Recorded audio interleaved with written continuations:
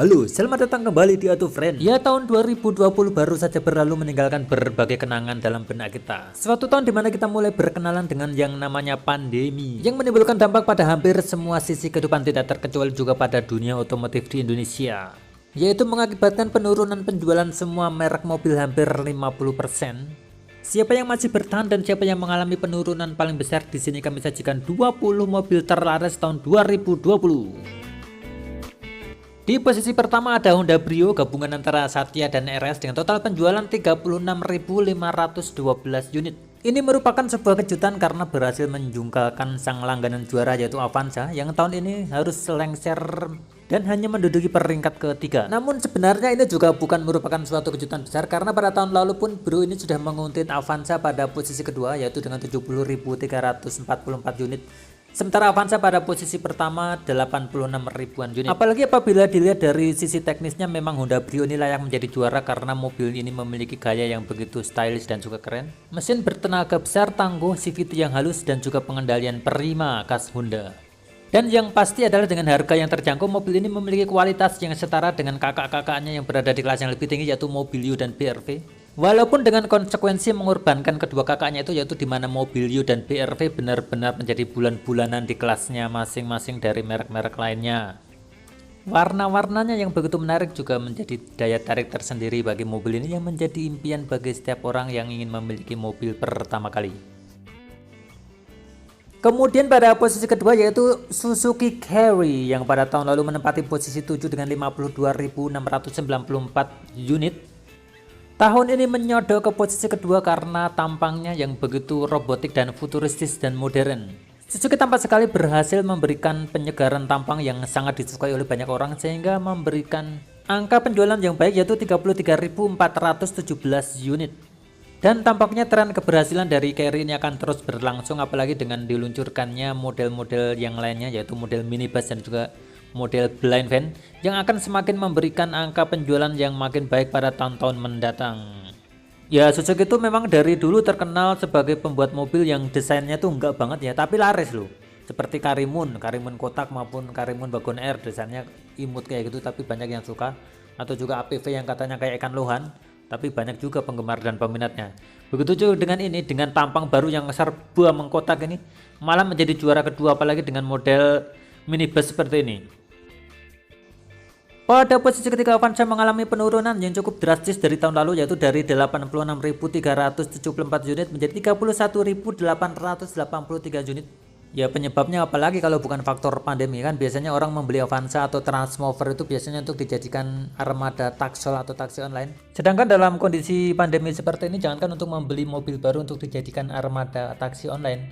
Untuk mempertahankan yang ada saja sudah susah sehingga harus terpaksa ditarik oleh leasing ataupun dikembalikan ke pool. Di posisi berikutnya yaitu posisi keempat di sini ada Daihatsu Grand Max yaitu gabungan antara minibus pickup dan blind van-nya mampu terjual hingga 29.119 unit. Yang bahkan tahun lalu pun tidak masuk ke 10 besar alias berada di bawah 24.000 unit. Penyebabnya adalah karena pada masa pandemi ini banyak sekali transaksi atau penjualan online sehingga membutuhkan begitu banyak mobil pengangkut barang. Di posisi kelima ada Toyota Rush yang terjual 25.028 unit, turun satu peringkat di mana pada tahun lalu menempati peringkat keempat dengan 61.569 unit. Dan yang hebat adalah masih dari Toyota bahwa Innova Reborn masih bertahan pada posisi ke-6 sama seperti pada tahun lalu dengan terjual 24.108 unit sementara pada tahun lalu 52.981 unit. Yang menjadi catatan adalah bahwa Innova ini satu-satunya mobil yang berharga cukup mahal di antara deretan mobil terlaris ini yang membuktikan bahwa harga tidak menjadi suatu masalah bagi seseorang yang memang sudah begitu fanatik dengan model dan juga merek dari Innova Reborn ini. Kemudian pada peringkat 7 ada Xpander dengan 23.304 unit turun dari peringkat 3 tahun lalu dengan 62.666 unit. Dan juga bahkan ini sudah gabungan antara Xpander dan Xpander Cross karena namanya memang sama-sama Xpander. Sekaligus juga membuktikan bahwa untuk head to head dengan Toyota Rush, Xpander Cross masih terpaut lumayan jauh. Berikutnya yang juga menempati posisi yang stabil secara relatif adalah Sigra yang tahun lalu juga menempati peringkat 8 dengan 52.280 unit, sekarang menjadi 22.559 unit.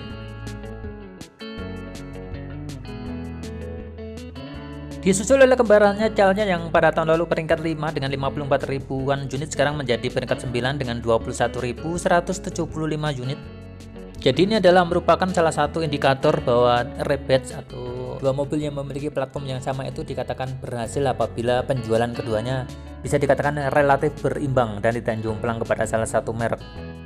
Kemudian berikutnya pada peringkat ke-10 ada Mitsubishi Colt L300 yang mampu mencatat penjualan 13.871 unit, yang membuktikan sekali lagi bahwa kendaraan niaga menjadi kendaraan yang mampu bertahan pada masa-masa pandemi penjualannya. Kemudian pada peringkat berikutnya dihuni oleh duo kembar Ayla dan Agya dengan angka penjualan yang hampir mirip, yang sekali lagi membuktikan bahwa keberhasilan sebuah mobil yang berbagai platform penjualannya relatif berimbang. Tidak seperti pada APV dan Maven dan juga Suzuki R3 dan Mazda VX-1. Kemudian pada posisi ke-13 Honda ARV dengan angka penjualan sampai dengan 11.511 unit. Sebuah kelas yang bakalannya akan penuh sesak dengan berbagai macam model SUV baik kompak maupun subkompak yang pada tahun 2021 ini akan semakin berat persaingannya. Kemudian pada posisi ke-11 Daihatsu Terios dengan 11.326 unit. Disusul oleh Toyota Fortuner yang bahkan bisa mengalahkan Pajero Sport yang memiliki tenaga yang lebih besar.